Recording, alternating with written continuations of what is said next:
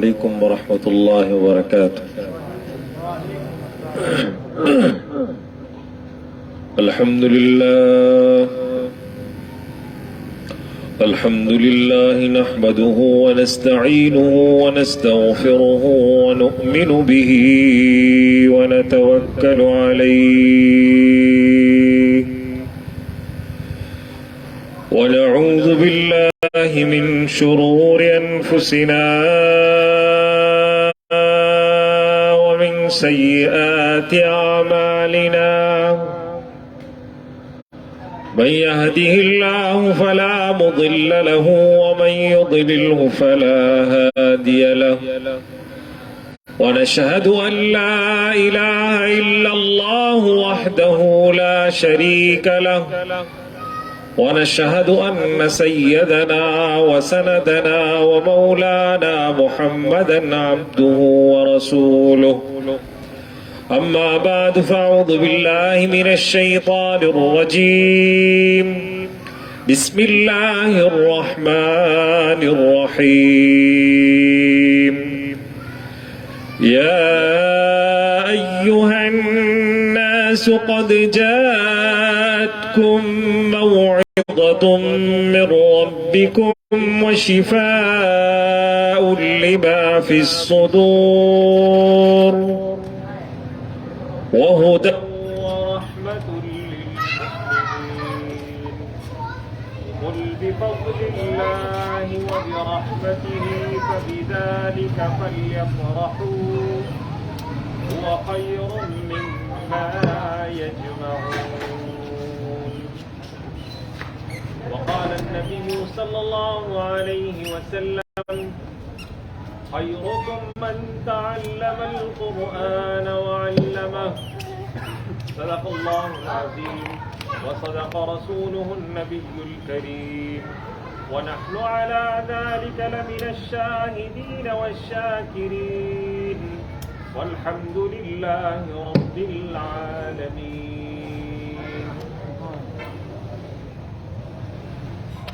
اللہ رب العالمین نے ہر دور میں اپنے بندوں تک اپنا پیغام پہنچانے کے لیے اور اپنے بندوں تک ان کے رب کی بات پہنچانے کے لیے اپنے محبوب بندوں کے ذریعے پیغامات بھیجے. 1,24,000 پیغمبر آئے اور ان پیغمبروں کو اللہ تعالیٰ نے صحیفے دیے، کتابیں دی، وحی نازل ہوئی، اللہ کا پیغام پہنچا. تورات اللہ رب العالمین نے حضرت موسیٰ علیہ السلام کو عطا فرمائی. زبور اللہ تعالیٰ نے حضرت داؤد علیہ السلام کو عطا فرمائی. انجیل حضرت عیسیٰ علیہ السلام کو عطا فرمائی. اور قرآن مجید نبی مہربان آقا دو جہاں سرکار دو عالم صلی اللہ علیہ وسلم کو عطا فرمایا گیا. جتنی بھی کتابیں نازل ہوئی، صحیفے نازل ہوئے قرآن مجید سے پہلے، ان ساری کتابوں، ان صحائف کے حوالے سے اللہ تعالیٰ نے اس کی حفاظت کی ذمہ داری نہیں لی، بلکہ ان کی امتوں اور ان کے علماء کی ذمہ داری تھی. لیکن قرآن مجید ایسی کتاب ہے کہ جسے قیامت تک باقی رہنا تھا، قیامت تک آنے والے انسانوں کے لیے ہدایت نامہ بننا تھا. یہ جز وقتی کتاب نہیں، کسی ایک وقت کے لیے کتاب نہیں، کسی ایک جگہ کے لیے نہیں. تو اللہ تعالیٰ نے اس کے بارے میں فرمایا کہ اِنَّا نَحْنُ نَزَّلْنَا الذِّكْرَ وَإِنَّا لَهُ لَحَافِظُونَ. ہم نے ہی یہ نصیحت نازل کی ہے اور ہم ہی اس کی حفاظت کرنے والے. یہ بات تورات کے بارے میں نہیں فرمائی، زبور کے بارے میں نہیں فرمائی، انجیل کے بارے میں نہیں فرمائی، صحف کے بارے میں نہیں فرمائی. یہ بات صرف قرآن کے بارے میں فرمائی. اس لیے کہ باقی جتنی کتابیں تھیں وہ ایک محدود علاقے کے لیے، محدود وقت کے لیے آئی تھی. لیکن قرآن ایسی کتاب ہے کہ جو قیامت تک آنے والے انسانوں کے لیے رہنمائی کی کتاب ہے، اس لیے اس کی حفاظت کی ذمہ داری اللہ رب العالمین۔ اللہ تعالیٰ نے قرآن مجید میں فرمایا سورہ یونس کی ان آیات میں کہ یا ایھا الناس، اے لوگوں، قد جاءتکم موعظۃ من ربکم، در حقیقت تمہارے پاس تمہارے رب کی طرف سے نصیحت آ چکی، نصیحت کا پیغام تمہارے پاس آ گیا تمہارے رب کی طرف سے۔ وشفاء لما فی الصدور، یہ نصیحت کیا ہے؟ یہ شفا ہے ان بیماریوں کے لیے جو دلوں سے متعلق۔ دل میں کون سی بیماری ہوتی ہے؟ نفاق کی بیماری، شرک کی بیماری، کفر کی بیماری، گناہ سے محبت کی بیماری، ان ساری بیماریوں کا علاج اس شفا کے اندر موجود ہے جو اللہ تعالیٰ نے نصیحت کے طور پر عطا فرمائی ہے۔ وَهُدًى وَرَحْمَةٌ لِّلْمُؤْمِنِينَ، اور یہ ہدایت اور رحمت ہے اہل ایمان کے لیے۔ یہ ہدایت ہے، رہنمائی ہے، اور جو اس رہنمائی پر عمل کرے، اس کے مطابق زندگی گزارے تو زندگی بھی رحمت ہو جائے گی، آخرت بھی اللہ تعالیٰ اسے رحمتیں عطا فرمائے۔ اس لیے فرمایا کہ مؤمنین، اہل ایمان کے لیے جو اس پر ایمان لائے، جو اس کے سامنے سر خم تسلیم کریں، ان کے لیے یہ رحمت ہے۔ اور آگے اللہ پاک نے ایک بہت پیاری بات یہ بیان فرمائی کہ قل بفضل اللہ وبرحمتہ، اے نبی صلی اللہ علیہ وسلم آپ یہ بیان فرما دیجئے اس کا نزول محض اللہ کے فضل اور اس کی رحمت سے ہو۔ اللہ نے انسان پر فضل فرمایا، اللہ نے انسان پر رحم فرمایا تو اللہ نے اسے قرآن عطا فرمایا، رہنمائی عطا فرمائی۔ وہ انسان جو پتھروں کا پجاری تھا، وہ انسان جو ستاروں کا پجاری تھا، وہ انسان جو آگ کی پوجا کرتا تھا، وہ انسان جو جانوروں کی پوجا کرتا تھا، وہ انسان جو قتل و غارت گری کرتا تھا، وہ انسان جو بالکل ذلت کے گھڑے میں گر کر زندگی گزار رہا تھا، اللہ نے اس پر رحم کر کے قرآن عطا کر کے اسے عزت کا راستہ بتایا کہ عزت کا راستہ یہ۔ انسان تو اپنے آپ کو تباہ کر چکا تھا، لیکن اللہ نے فرمایا قل بفضل اللہ وبرحمتہ، اللہ کا فضل ہوا، اللہ کی رحمت ہوئی۔ اللہ پاک نے خوشی کا حکم کس بات پہ دیا ہے؟ ہم کس بات پہ خوش ہوتے ہیں؟ اللہ تعالیٰ نے فرمایا، قرآن مجید میں فرمایا، سورہ یونس میں فرمایا فَبِذَلِكَ فَلْيَفْرَحُوا، اس پر تو تمہیں خوش ہونا چاہیے۔ یہ خوشی کی بات ہے کہ اللہ نے تم پر رحم فرمایا، اللہ نے تمہیں قرآن، دنیا یہیں باقی رہ جائے گی، ساتھ نہیں لے کر جا سکو گے، لیکن قرآن کے ساتھ تعلق قائم ہوگا تو قرآن اس دنیا میں بھی تمہیں فضل و رحمت دلانے کا ذریعہ ہے، قرآن قبر میں بھی تمہارے لیے نور بنے گا، قرآن قیامت کے دن بھی تمہارے لیے شفاعت کرنے والا بنے گا۔ لیکن کب ہو گئی؟ جب قرآن کے ساتھ گہرا تعلق ہوگا، قرآن کے ساتھ رشتہ استوار ہوگا، قرآن کے ساتھ محبت ہوگی، قرآن کی تلاوت ہوگی، قرآن کا ترجمہ پڑھا جائے گا، قرآن میں غور و فکر کیا جائے گا، قرآن کی تفسیر پڑھی جائے گی، قرآن کے مطابق زندگی گزاری جائے گی، قرآن کی رہنمائی کے مطابق اپنی زندگی کے معاملات کو ترتیب دیا جائے گا، قرآن کے سائے میں زندگی ہوگی تو یہ قرآن قیامت کے دن شفاعت کرے گا، قرآن قیامت کے دن اللہ کی بارگاہ میں درخواست پیش کرے گا۔ حدیث میں آتا ہے رسول اللہ صلی اللہ علیہ وسلم نے فرمایا، اور اس رمضان کے بارے میں فرمایا کہ الصیام والقرآن یشفعان للعبد، یہ روزہ اور قرآن قیامت کے دن اللہ کی بارگاہ میں سفارش کرے گا۔ روزہ کہے گا کہ اللہ میں نے اس سے دن بھر بھوکا پیاسا رکھا، کھانے پینے سے روکے رکھا، یہ تیرے حکم کے اتباع میں، تیرے حکم کی فرمانبرداری میں سارا دن بھوکا پیاسا رہا ہے، اللہ میں اس کی سفارش کرتا ہوں، اللہ اس کو معاف کرتا۔ پھر قرآن آگے بڑھ کر کہے گا اللہ اس نے راتوں کو جاگ کر قرآن پڑھا، قرآن کی تلاوت کرتا رہا، قرآن کے ساتھ تعلق قائم کرتا ہے، میں اس کی سفارش کرتا ہوں۔ اللہ کے نبی صلی اللہ علیہ وسلم نے فرمایا اللہ ان کی شفاعت کو قبول فرمائے۔ یہ کس کے بارے میں ہے؟ جس نے قرآن کے ساتھ تعلق جوڑا ہوگا۔ آپ دیکھیں میرے بھائیوں، اس بات کو ذرا سمجھیں، غور کریں ذرا۔ عام مثالوں سے میں بات کرتا ہوں ہمیشہ۔ آپ دنیا میں کسی کی سفارش کب کرتے ہیں؟ جب آپ اسے جانتے ہیں، آپ کا تعلق ہوتا ہے، آپ کا تعارف ہوتا ہے، جس کو آپ جانتے نہیں ہو، چاہے وہ کتنی آپ سے منت سماجت کرے، آپ کہتے ہیں کہ بھائی میں تمہیں جانتا نہیں ہوں، میں تمہاری کیسے سفارش کر دوں؟ قرآن ہمیں جانے گا تو قرآن ہماری سفارش کرے گا نا۔ اگر قرآن کو ہم نے اپنا منہ نہیں دکھایا، قرآن سے کبھی تعلق نہیں جوڑا، قرآن کو کبھی پڑھا نہیں، قرآن سے کبھی سوال نہیں پوچھا کہ رہنمائی کا راستہ کیا ہے، بتائیے قرآن قیامت کے دن کیوں ہماری سفارش کرے گا؟ یہ بندے قرآن پڑھنے والے، یہ قرآن کے ساتھ تعلق، ہم تو قرآن کے ساتھ تعلق قائم کرنے والے نہیں ہیں۔ اللہ کے نبی صلی اللہ علیہ وسلم نے فرمایا خیرکم من تعلم القرآن وعلمہ، تم میں سب سے بہترین لوگ وہ ہیں جو قرآن پڑھنے والے ہوں اور قرآن پڑھانے والے ہیں۔ اللہ کے نبی صلی اللہ علیہ وسلم نے یہ نہیں فرمایا دیکھیں کہ جس کا رنگ سب سے گورا وہ بہترین، یہ نہیں فرمایا جس کا قد اونچا وہ بہترین، یہ نہیں فرمایا جس کے پاس مال و دولت زیادہ وہ بہترین، بلکہ کیا فرمایا؟ جو قرآن پڑھنے والا ہے یا قرآن پڑھانے والا ہے۔ اللہ کے نبی صلی اللہ علیہ وسلم نے دنیا میں سند عطا فرما دی کامیابی کی، کہ قرآن قیامت کے دن کامیابی آج دنیا میں دیکھ سکتے ہو۔ میں تمہیں بتا رہا ہوں کون ہے آخرت میں کامیاب لوگ، بہترین لوگ، اللہ کے پسندیدہ لوگ، یا قرآن کے طالب علم بن جاؤ یا قرآن کے عالم بن جاؤ، یا قرآن پڑھنے والے بن جاؤ یا قرآن پڑھانے والے بن جاؤ، تیسرے مت بنو۔ تیسرا کون ہے؟ قرآن سے منہ موڑ کر جانے والا، قرآن کو پس سے پوچھ ڈالنے والا، قرآن کو چھوڑنے والا، قرآن کو ترک کر دینے والا۔ یا تو قرآن پڑھنے والے ہوں یا قرآن پڑھانے والے ہوں، یا قرآن کا علم حاصل کرنے والے ہوں یا قرآن کا علم دوسروں تک پہنچانے والے ہوں۔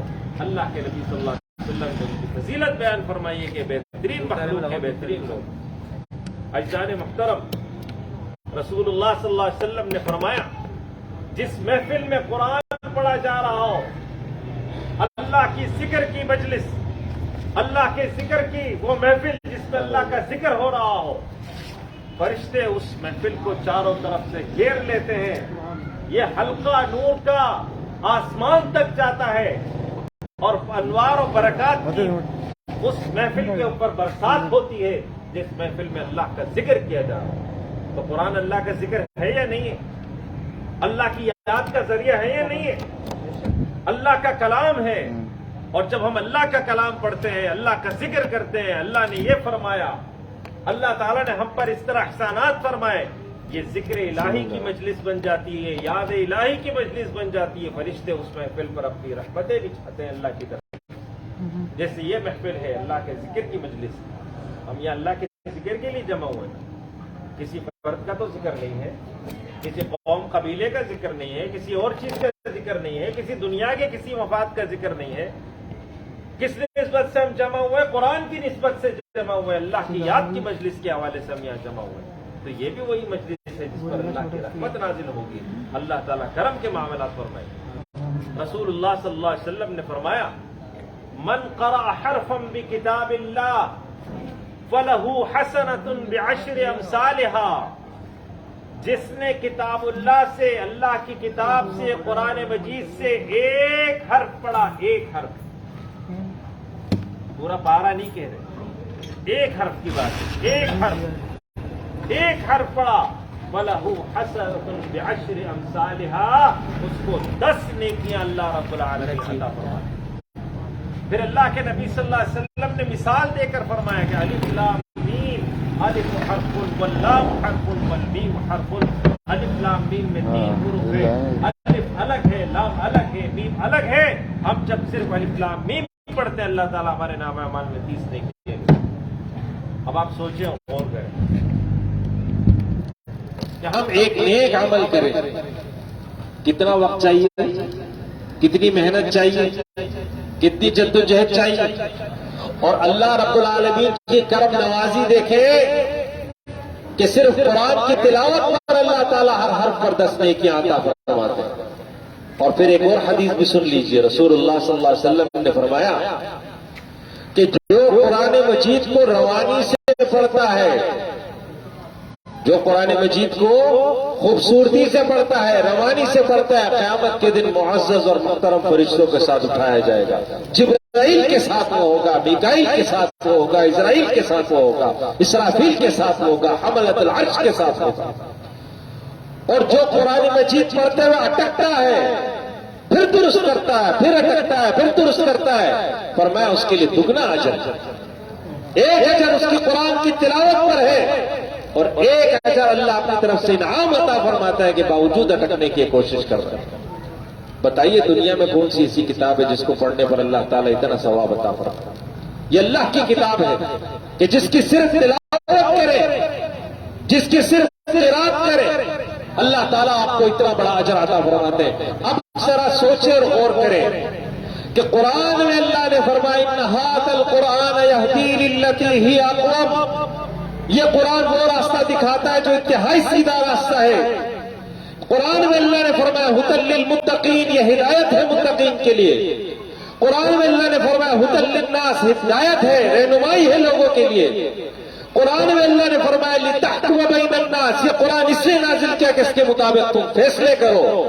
تو جب بتائیں کہ قرآن مجید آیا ہدایت کے لیے، آیا فیصلوں کے لیے، آیا حکومت کے لیے، تو قرآن کو جب ہم فیصلے والی کتاب بنائیں گے تو اللہ تعالیٰ کتنا اجر عطا فرمائے گا۔ صرف تلاوت پر اللہ تعالیٰ 10 گنا اجر عطا فرما رہا ہے، صرف تلاوت پر اٹکنے پر اللہ تعالیٰ 20 گنا اجر عطا فرما رہا ہے، صرف اچھی تلاوت کرنے پر اللہ تعالیٰ فرشتوں کے ساتھ انجام قیامت کا عطا فرما رہا ہے، اعزاز عطا فرما رہا ہے، اکرام عطا فرما رہا ہے۔ تو سوچیں کہ جو مقصد ہے نزول قرآن کا، اگر وہ مقصد پورا کیا جائے تو اللہ تعالیٰ کتنا بڑا اجر عطا فرمائے گا۔ اس بات کے اوپر غور کیجیے کہ صرف تلاوت پر اللہ اتنا اجر عطا فرما رہے ہیں، تو جو مقصد ہے نزول قرآن کا، اس مقصد کو پورا کریں گے، اس کے لیے جدوجہد کریں گے تو اللہ تعالیٰ کتنا اجر عطا فرمائے گا اور کتنا ثواب عطا فرمائے گا۔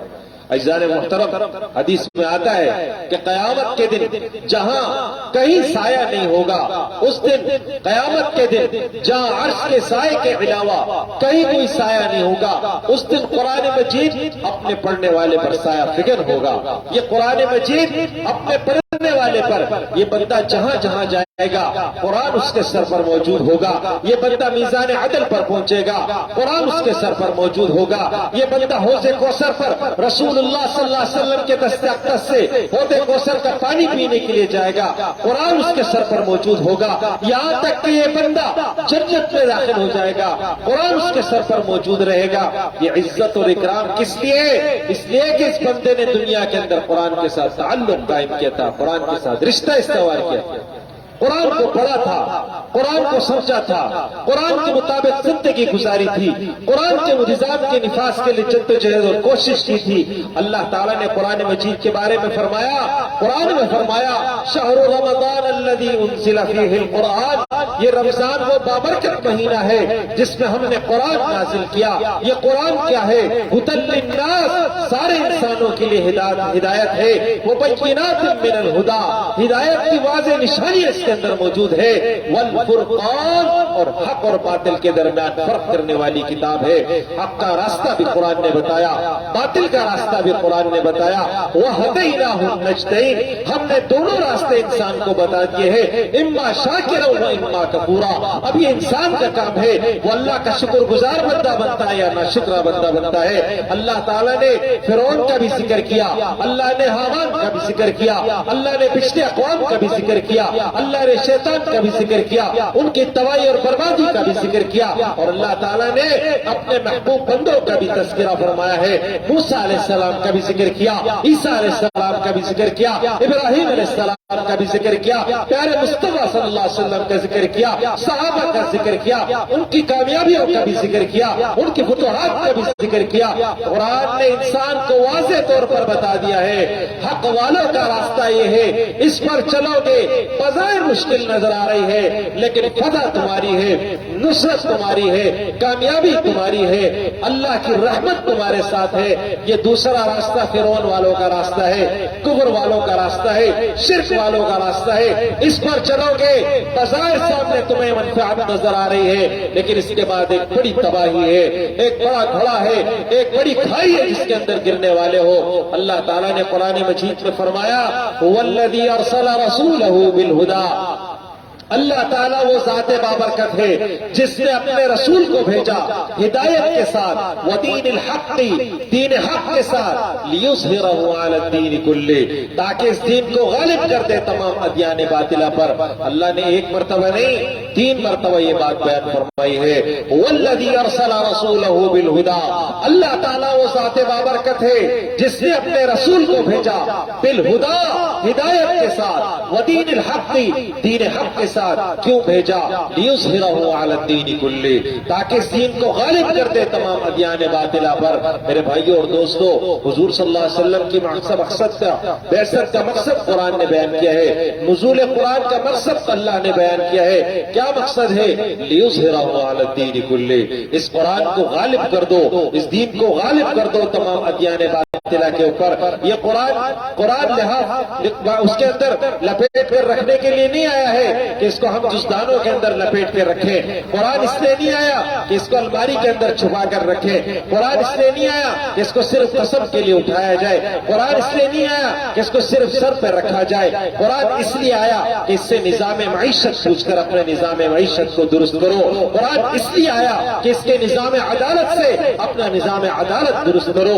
قرآن اس لیے آیا اس کے نظام معاشرت سے اپنا نظام معاشرت بہترین بناؤ۔ قرآن اس لیے آیا کہ اس سے نظام حکومت پوچھ کے اپنا نظام حکومت بہتر کرو۔ قرآن اس لیے آیا کہ اس سے طرز زندگی پوچھو کہ جب قرآن نے کہہ دیا ہے لقد کان لکم فی رسول اللہ اسوۃ حسنہ، اے ایمان تمہارے لیے سب سے بہترین نمونہ زندگی اگر کوئی ہے رسول اللہ صلی اللہ علیہ وسلم کی ذات مبارکہ ہے۔ اس زندگی کی پیروی کرو، اس زندگی کی نقل کرو، اس زندگی کے مطابق زندگی گزارو۔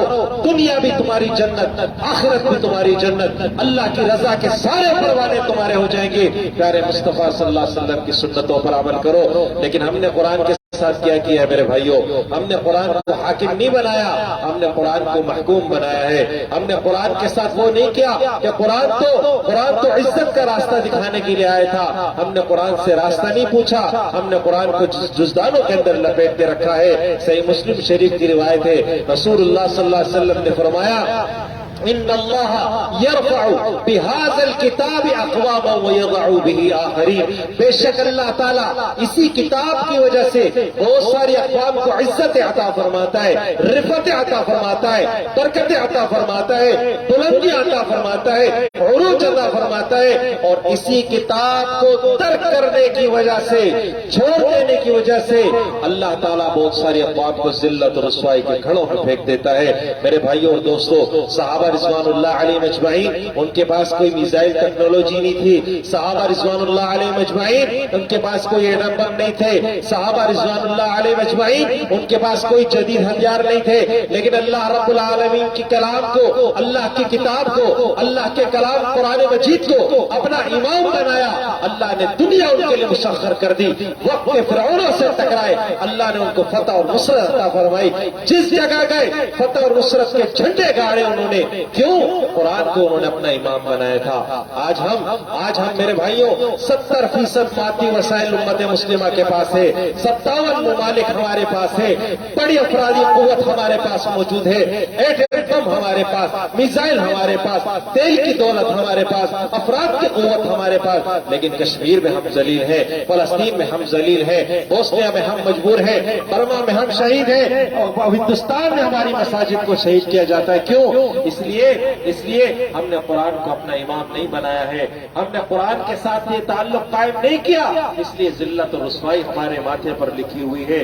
میرے بھائیوں اور دوستو، قرآن مجید میں اللہ نے فرمایا وَمَنْ أَعْرَضَ عَنْ ذِكْرِي فَإِنَّ لَهُ مَعِيشَةً ضَنْكًا، جس نے میری یاد سے منہ موڑا اس کی زندگی کو ہم جکڑ کر رکھ لیتے ہیں۔ وَنَحْشُرُهُ يَوْمَ الْقِيَامَةِ أَعْمَىٰ، اور قیامت کے دن اسے ہم اندھا کر کے اٹھائیں گے۔ قَالَ رَبِّ لِمَ حَشَرْتَنِي أَعْمَىٰ، اس دن وہ کہے گا اللہ آج مجھے کیوں آپ نے اندھا کر کے اٹھایا ہے؟ وَكُنْتُ بَصِيرًا، حالانکہ میں تو دیکھنے والا تھا، میں تو دیکھا کرتا تھا۔ اللہ تعالیٰ جواب میں فرمائیں گے كَذَلِكَ أَتَتْكَ آيَاتُنَا فنسیتها وکذالک اليوم تنسا. ہماری آیتیں تیرے پاس آتی تھی، تو نے اس کو بھلا دیا تھا، تو نے اس پر کوئی توجہ نہیں دی تھی، تو نے اس کو کوئی اہمیت نہیں دی تھی. آج تجھے بھلا دیا گیا ہے، آج تیری کوئی حیثیت نہیں ہے، آج تیرا کوئی مقام نہیں ہے، آج تیری کوئی اوقات ہی نہیں ہے. کیوں؟ اس لیے کہ تو نے دنیا میں قرآن کو عزت نہیں دی تھی. آج آخرت میں تیری کوئی عزت نہیں ہے. اگر تو دنیا کے اندر قرآن کو عزت دیتا، آج آخرت میں تیری بھی عزتیں ہوتی. آج میرے بھائیوں اور دوستوں، ہم دیکھیں اپنی زندگی کو، ہماری زندگی چکڑی ہوئی ہے. اگر ہم غور کریں، وجہ صرف ایک ہے، اعرض عن ذکری. ہم نے اللہ کی یاد سے منہ موڑا ہے، اللہ کے قرآن سے منہ موڑا ہے، اللہ کی کتاب سے منہ موڑا ہے. اللہ کی کتاب سے جب ہم نے منہ موڑ لیا ہے تو ذلت و رسوائی، پریشانیاں، آزمائشیں ہماری طرف متوجہ ہو گئی ہے. میرے بھائیوں اور دوستوں، ایک بڑی عجیب بات ہے. آج ہمارے پاس اگر چائنا سے کوئی خط آ جائے، آج ہمارے پاس بنگلہ دیش سے کوئی خط آ جائے، آج ہمارے پاس نیپال سے کوئی خط آ جائے، آج ہمارے پاس جاپان سے کوئی خط آ جائے، آج ہمارے پاس ایسی زبان میں لکھا ہوا خط آ جائے جسے ہم جانتے نہیں ہیں، جس کے حروف کو پہچانتے نہ ہو، آج ہمیں وہ خط ملے گا. ہم کیا کریں گے؟ کیا ہم اس پر عطر کا چھڑکاؤ کر کے رکھیں گے؟ کیا ہم اسے آنکھوں سے لگائیں گے؟ کیا ہم اس کو سر پہ رکھیں گے؟ کیا ہم الماری میں پوشیدہ رکھیں گے؟ کیا ہم اس کو جزدان میں لپیٹ کے رکھیں گے؟ کیا ہم قسم اٹھانے کے لیے اس کو اٹھائیں گے؟ کیا ہم گھر کے اندر سب سے اونچے کمرے میں رکھیں گے؟ یا اس کو پڑھنے کی کوشش کریں گے؟ نہیں آتا اس کے ماہر تک پہنچنے کی کوشش کریں گے. ارے بھائی، یہ جاپنیز زبان میں آیا ہے، یہ چائنیز زبان میں آیا ہے، مجھے یہ زبان نہیں آتی، مجھے اس کا ترجمہ کر کے بتا دو کیا لکھا ہے، کیا پیغام آیا ہے، مجھے کیا کہا گیا ہے. ہم اس وقت تک چین سے نہیں بیٹھیں گے جب تک اس زبان کا ترجمہ کر کے ہم اپنا پیغام حاصل نہ کر لیں. اللہ کی کتاب بھی تو اللہ کا پیغام ہے. کبھی یہ تڑپ آئی ہے ہمارے دل میں، اس کا ترجمہ تو پڑھ لیں. ہم نماز میں کھڑے ہو کر الحمدللہ رب العالمین کہتے ہیں، الرحمن الرحیم کہتے ہیں، مالک یوم الدین کہتے ہیں، ایاک نعبد و ایاک نستعین کہتے ہیں، اہدنا الصراط المستقیم کہہ کر اللہ سے سیدھا راستہ مانگتے ہیں. میرے بھائیوں اور دوستوں، کبھی اس کا ترجمہ ہم نے پڑھا ہے؟ الحمدللہ کا کیا مطلب ہے؟ رب العالمین کا کیا ترجمہ ہے؟ الرحمن الرحیم کا کیا ترجمہ ہے؟ ایاک نعبد کا کیا مطلب ہے؟ میں سورہ ناس پڑھتا ہوں، قل هو اللہ احد پڑھتا ہوں، قل یا ایھا الکافرون پڑھتا ہوں، الم تر کیف پڑھتا ہوں، لیلاف قریش پڑھتا ہوں، واللیل اذا سجا پڑھتا ہوں، والشمس اذا ضحا پڑھتا ہوں، والضحى واللیل اذا سجا پڑھتا ہوں، الم نشرح لك صدرك پڑھتا ہوں. کبھی اس کا ترجمہ ہم نے سوچا؟ اس کا ترجمہ کیا ہے؟ اللہ نے کیا پیغام دیا ہے؟ اللہ نے فرمایا کیا ہے؟ مجھے کیا کہا ہے؟ میرے لیے اس میں کیا سبق ہے؟ وہ فیل والے، وہ سورہ فیل میں ہاتھیوں کا قصہ ہے. وہ ہاتھی کون تھے؟ اللہ کا گھر گرانے کے لیے آئے تھے. اللہ نے ان کے ساتھ کیا معاملہ کیا ہے؟ وہ سارا واقعہ اس کے اندر موجود ہے. کبھی ہم نے اس طرح غور ہی نہیں کیا؟ کبھی ہم نے سوچا ہی نہیں کہ اب اللہ کا کلام ترجمہ تو پڑھ لیں، کبھی غور تو کریں اللہ رب العالمین فرما کیا رہے ہیں، اس کا پیغام کیا ہے. میرے بھائیوں اور دوستوں، ایک عجیب بات ہے، آپ سمجھیں گے اس بات کو، آپ محسوس کریں گے. اگر غور کریں، اگر سمجھیں اس بات پر، آپ کو یہ بات دل میں لگے گی. آپ کے سامنے اردو زبان میں نعت کوئی پڑھتا ہے، اردو زبان میں کوئی نعت پڑھتا ہے، کوئی ترانہ پڑھتا ہے، آپ جھومتے ہیں، آپ کی آنکھوں سے آنسو آتے ہیں، آپ پرجوش ہو جاتے ہیں، آپ جھومنے لگ جاتے ہیں. کیوں؟ اس لیے کہ آپ سمجھ رہے ہوتے ہیں. میرے بھائیوں، آپ نے وہ ویڈیو دیکھی ہوگی، حرم کی قرآن کی تلاوت ہوتی ہے، تراویح کی نماز ہوتی ہے، حرم کا امام تلاوت کر رہا ہے، کسی جگہ پہنچ کر رونا شروع کر دیتا ہے، وہ روتے ہوئے قرآن کی تلاوت کرتا ہے. لیکن ہمارا قاری صاحب تو کبھی نہیں روتے. ہم دیکھتے حرم کا امام رو رہا. کیوں؟ اس لیے کہ وہ ترجمہ جانتے ہیں، وہ اس کا مفہوم سمجھتے ہیں. یا اللہ کی رحمت کا تذکرہ ہے، یا اللہ کے عذاب کا تذکرہ ہے، یا جنتیوں کا ذکر ہے، یا جہنمیوں کا ذکر ہے. وہ ذکر کو پڑھتے ہیں، اس خشیت کو محسوس کرتے ہیں، اس ترجمے کو سمجھتے ہیں، اس مفہوم کو سمجھتے ہیں، تو آنکھوں سے آنسو جاری ہو جاتے ہیں. ہم ترجمہ نہیں سمجھتے، ہمیں نہیں پتہ چلتا قرآن ہمارے سامنے پڑھا گیا، قرآن میں اللہ کا کیا پیغام ہے، قرآن کا کیا پیغام ہے، قرآن نے ہم سے کیا کہا ہے.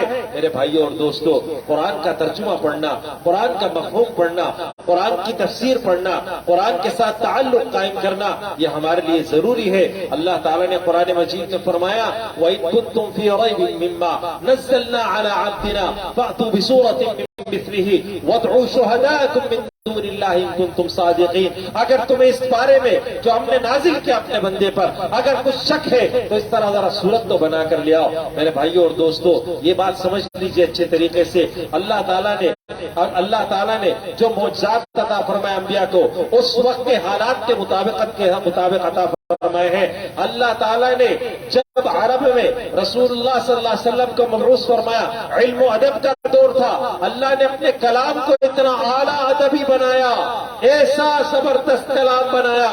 وہ عرب جو کہتے تھے نحن العرب وکل العجم، ہم بولنے والے باقی ساری اقوام گونگی ہیں ہمارے سامنے، ایک ایک جانور کے لیے 70 الفاظ، ایک ایک چیز کے لیے، بھائی اونٹ کے لیے عربی میں 70 الفاظ ہیں، قرآن میں 14 مختلف ناموں سے اونٹ کا نام لیا ہے۔ ہمارے پاس کتنے اونٹ اور اونٹنی، اس کے بعد تیسرا نام نہیں ہے ہمارے پاس، لیکن عربی کتنی بڑی زبان ہے، آپ دیکھیں 14 مختلف نام قرآن مجید میں اونٹ کے لیے آئے ہیں۔ آپ اندازہ کیجئے کتنی بڑی زبان ہے، کتنا بڑا نام ہے، لیکن اللہ تعالیٰ نے اپنے کلام کو ایسا بنایا، وہ عرب جو اپنے آپ کو کہتے تھے کہ ہم ہی بولنے والے ہیں اور کوئی بولنے والا نہیں ہے، وہ قرآن جب سامنے آتا ہے طرح صورت بنانے کی کوشش کرتے ہیں، نہیں بنا سکتے، ایک لفظ نہیں بنا سکتے۔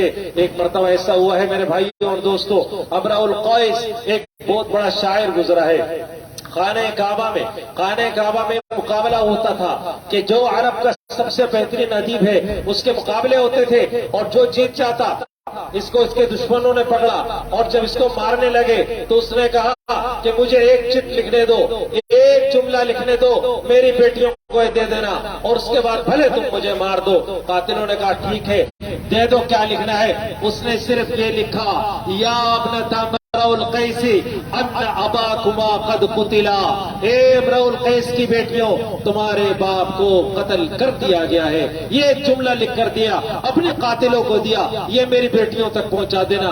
قاتلوں نے اس آدمی کو مار دیا، پرچی لے کر گئے ہیں، اس کی بیٹیوں کو دیا ہے، وہ بیٹیاں بھی امرؤ القیس کی بیٹیاں تھی۔ جب انہوں نے دیکھا، کہا یہ شعر کا ایک مصرع ہے، اس کا اگلا مصرع کیا بنتا ہے، آؤ بیٹھ کر جوڑیں۔ حساب کتاب کیا، الفاظ کو جوڑے، پتہ چلا اس سے اگلا بنتا ہے وقاتلہ لداکما، اس کا قاتل تمہارے سامنے کھڑا ہے۔ چیخو پکار شروع کی، لوگوں نے شور کیا، قاتل پکڑے گئے۔ ایسا بڑا ادیب، جب اس کا قصیدہ لگایا گیا خانہ کعبہ میں، میرے بھائیو حضرت علی رضی اللہ تعالیٰ عنہ سورہ کوثر لکھ کر جاتے ہیں، چمڑے پر لکھتے ہیں بسم اللہ الرحمن الرحیم، انا اعطیناک الکوثر فصل لربک وانحر ان شانئک هو الابتر۔ قرآن مجید کی 4 آیات لکھ کر گئے ہیں۔ حضرت علی شیر خدا رضی اللہ تعالی عنہ کرم اللہ وجہ الکریم جب گئے خانہ کعبہ، دیوار پر وہ لگایا چمڑا اور کہا کہ دیکھو یہ کتاب ہے۔ لوگ آئے سارے، پڑھنے لگے، کہنے لگے ھذا الکلام لیس لبشر، یہ کسی انسان کا کلام نہیں ہے، ہم انسان کے کلام کو جانتے ہیں، یہ کسی اور کا کلام ہے، کوئی انسان ایسا کلام نہیں بنا سکتا۔ یہ اعجاز ہے قرآن مجید کا، یہ معجزہ ہے قرآن مجید کا۔ اس لیے میرے بھائیوں اور دوستو، آپ سوچیں قرآن مجید اللہ رب العالمین کی کتاب ہے۔ احیاء علوم میں امام غزالی نے ایک واقعہ لکھا ہے، فرماتے ایک آدمی اپنے بزرگ سے کہنے لگا کہ استاد محترم، قرآن کی اتنی برکتیں میں نے سنی ہے، قرآن کی اتنی عظمتیں میں نے سنی ہے، قرآن کے بارے میں اتنی فضیلتیں میں نے سنی ہے، لیکن میں جب قرآن پڑھتا ہوں میرے پر تو کوئی اثر نہیں ہوتا، وجہ کیا ہے؟ فرمایا کہ تم قرآن تو پڑھتے ہو، قرآن میں غور و فکر نہیں کرتے، ذرا غور و فکر تو کرو، ذرا ترجمہ تو پڑھو، ذرا اس کے اندر معانی کو سمجھنے کی کوشش کرو۔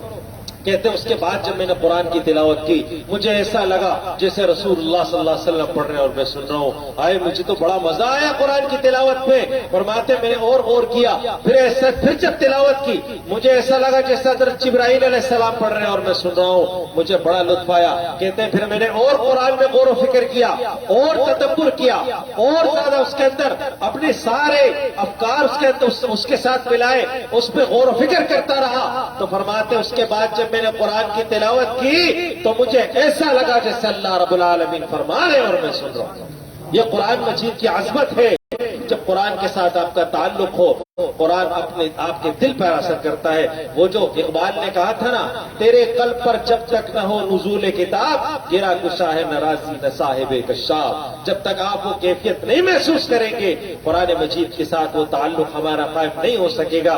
میرے بھائیوں اور دوستو، آپ قرآن مجید پڑھیں گے، قرآن کے ساتھ تعلق جوڑیں گے، قرآن کا ترجمہ پڑھیں. یہ قرآن مجید قبر میں آئے گا، قرآن مجید قبر میں آئے گا، نور بن کے آئے گا، روشنی بن کر آئے گا، سفارشی بن کر آئے گا، شفاعت کرنے والا بن کر آئے گا، ساتھی بن کر آئے گا. سورہ ملک، سورہ رحمان، سورہ بقرہ، سورہ آل عمران، سورہ اسرا اور ساری صورتیں، یہ قرآن مجید یہ قیامت کے، یہ قبر میں قیامت میں انسان کی شفاعت کے لیے موجود ہوگی. میرے بھائیوں اور دوستو، قاری قرآن کے بارے میں اللہ رب العالمین نے کیا بشارت دی ہے؟ حدیث میں آتا ہے، قاری قرآن سے کہا جائے گا جنت میں، اقرأ وارتقی ورتل کما کنت ترتل فی الدنیا.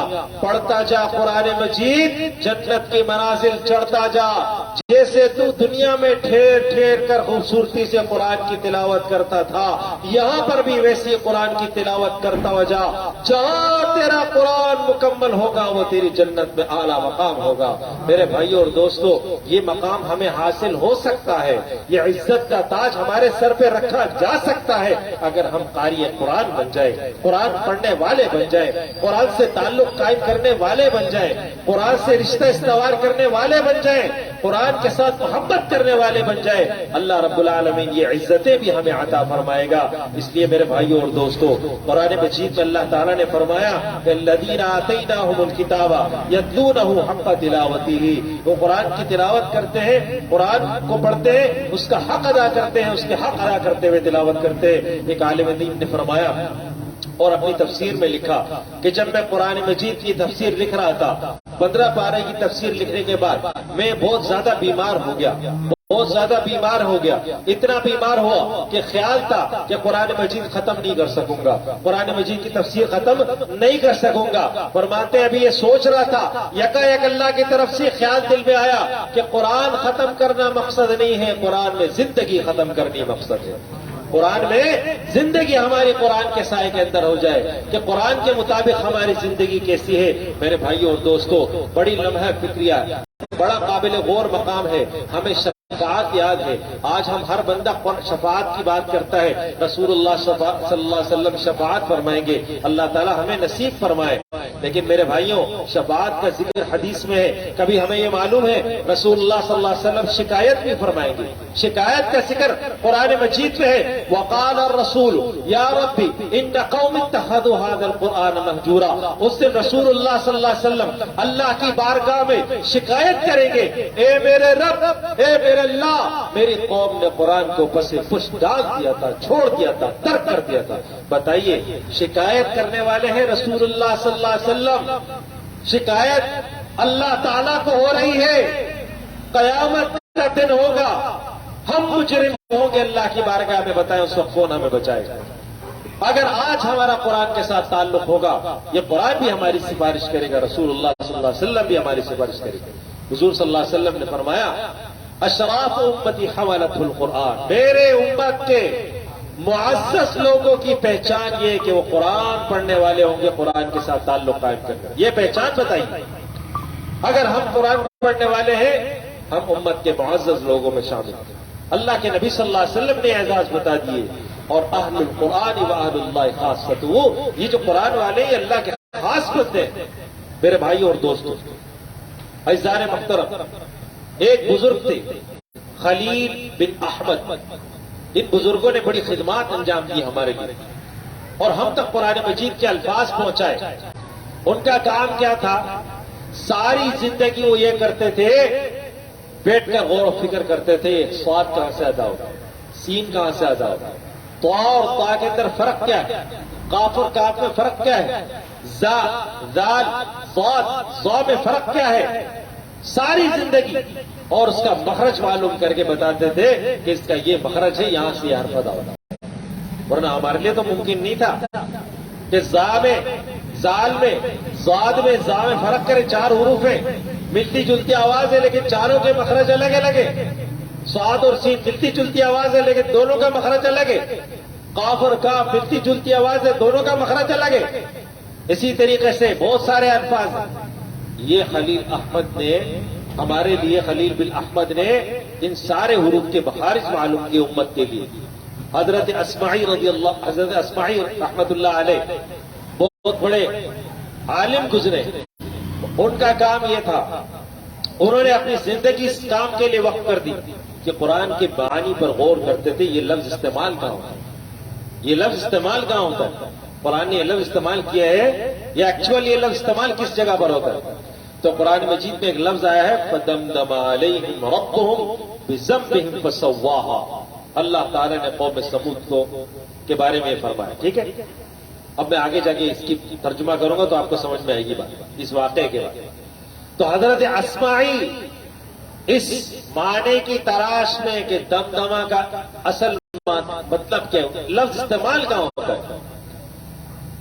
ایک ہوتا ہے ہماری زبان میں لفظ موجود ہے، لیکن ایک خاص جگہ پر اس کا استعمال ہوتا ہے. وہ خاص جگہ کیا ہے، وہ کیفیت کیا ہے کہ جس کے لیے لفظ بولا جاتا ہے. تو چلے گئے 6 مہینے عرب کے صحرا میں دیہاتوں میں زندگی گزاری. کوئی بول ہی نہیں رہے لفظ، کوئی آئی نہیں رہا سامنے، پوچھتے نہیں تھے، کسی سے پوچھتے نہیں تھے لفظ کہاں بولا جاتا ہے. پوچھنے پہ انسان تکلف آ جاتا ہے، لیکن جب بے ساختہ آپ بولتے ہیں نا ایک لفظ، وہ خاص اسی طریقے سے ادا ہوتا ہے. تو ایک دن بیٹھے ہوئے صحرا میں دیہاتی کے ساتھ، اور گھر پہ وہاں پر دیگ لگی ہوئی ہے، برتن رکھا ہوا ہے، دیگچی گوشت پک رہا ہے، اس پر ڈھکنا رکھا ہوا ہے، اور خلیل اور یہ حضرت اسماعی اور دیہاتی باہر بیٹھے. اچانک اس دیگ میں بھاپ جمع ہوتی ہے، پانی ابل رہا ہے نا، گوشت ابل رہا ہے. تو ڈھکن کو اٹھا کر اس نے پٹھا، ڈھکن کو پریشر سے اٹھا کے پٹھائی.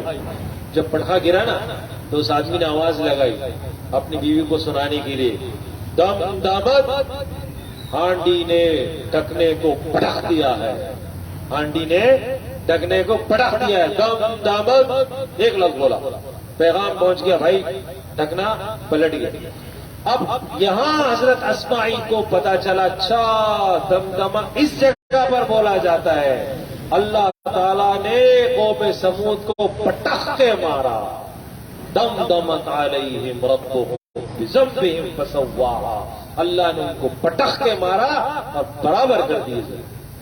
اب دیکھیں یہ بزرگوں کی محنت تھی کہ انہوں نے ترجمہ جمع کیا، معنی جمع کی، کون سا ورڈ کہاں بولا جائے. عزیزان محترم، ایک کتاب ہے تاریخ ارض القرآن، حضرت مولانا سید ابو الاعلی مودودی رحمۃ اللہ علیہ کی کتاب.